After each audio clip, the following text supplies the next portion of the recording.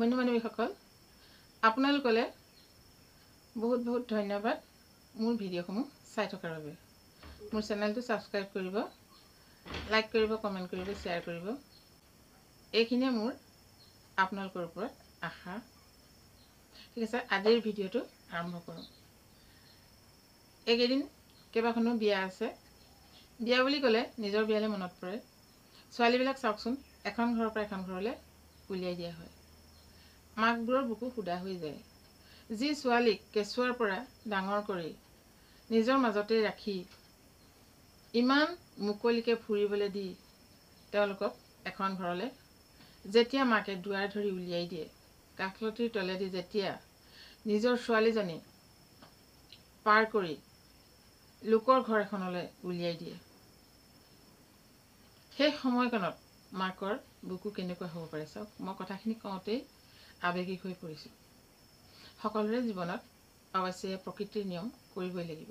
আমিতো সিহঁতক সদায় ৰখি থাকিব নোৱাৰোঁ। আমি আগত গুচি যাম, সিহঁতি কাৰ লগত থাকিব। গতিকে আমাৰ কৰ্তব্য আমি পালন কৰিবই লাগিব।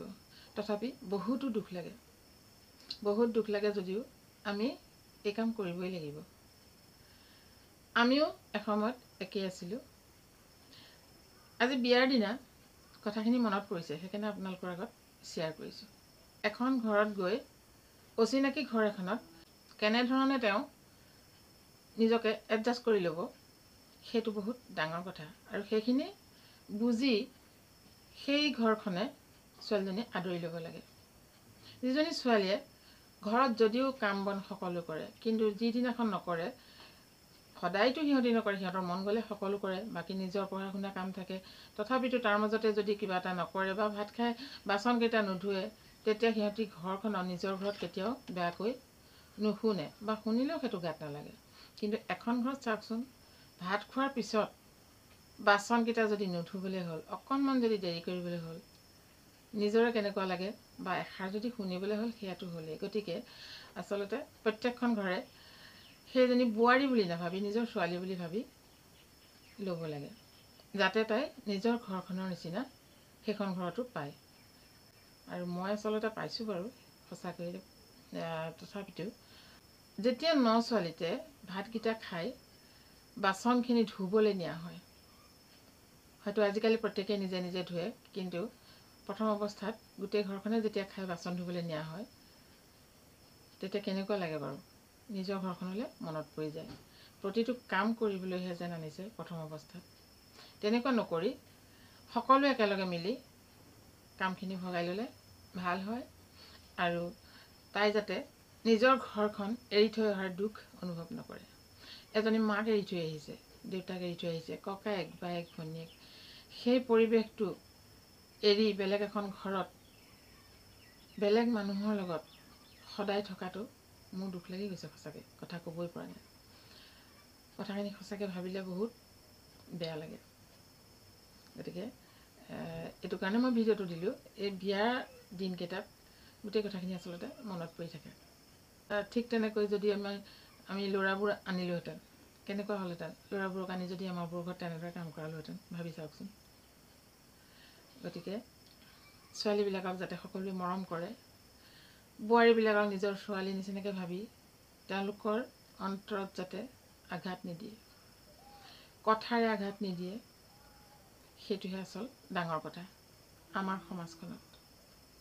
আৰু যিজন ব্যক্তিলৈ বিয়া হয়, তেওঁ যাতে তেওঁৰ সেই কইনাগৰাকীক নিজৰ ভনীয়েক, মাক, বায়েক যেনেকৈ তেওঁলোকক মৰম কৰে, তেওঁলোকৰ মাজৰে এগৰাকী বুলি ধৰি সেই মৰমখিনি মানুহগৰাকীক দিব লাগে, যাতে কথাই প্ৰতি তেওঁক আঘাত নিদিয়ে।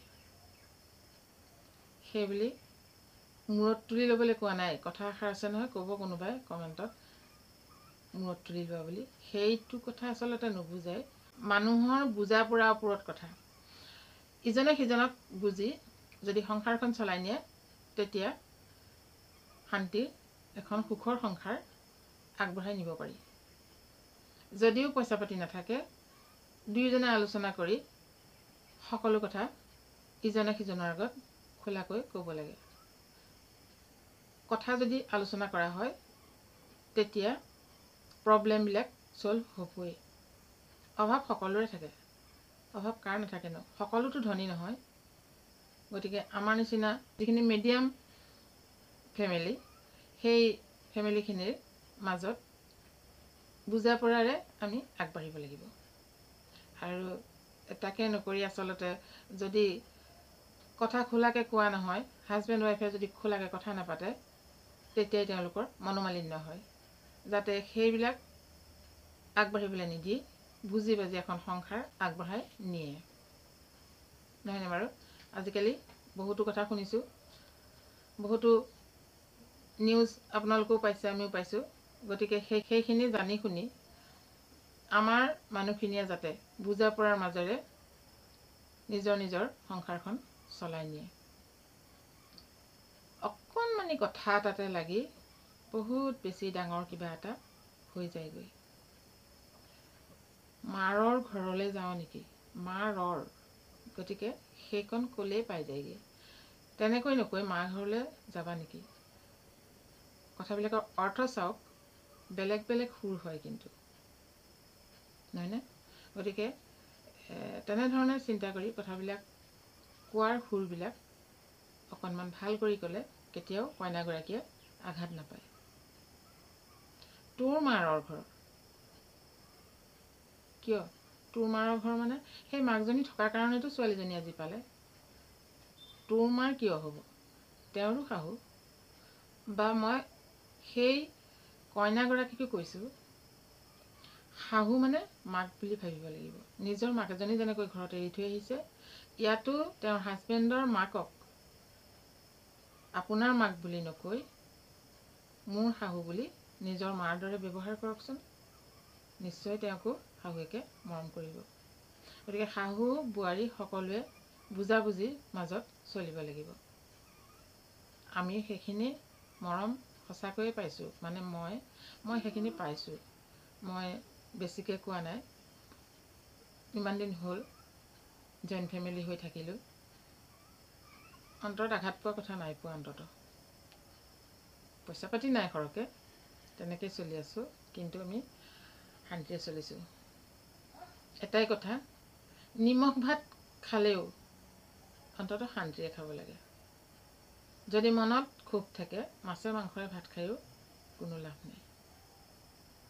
কথাখিনি কোৱাৰ বাবে কিছু লোকে হয়তো বেয়া পাব, ভালেই কৈছোঁ নে বেয়াই কৈছোঁ সেইখিনি আপোনালোকে আলোচনা কৰিব। কিন্তু এতিয়া সমাজখন বহুত জটিল হৈ আহিছে।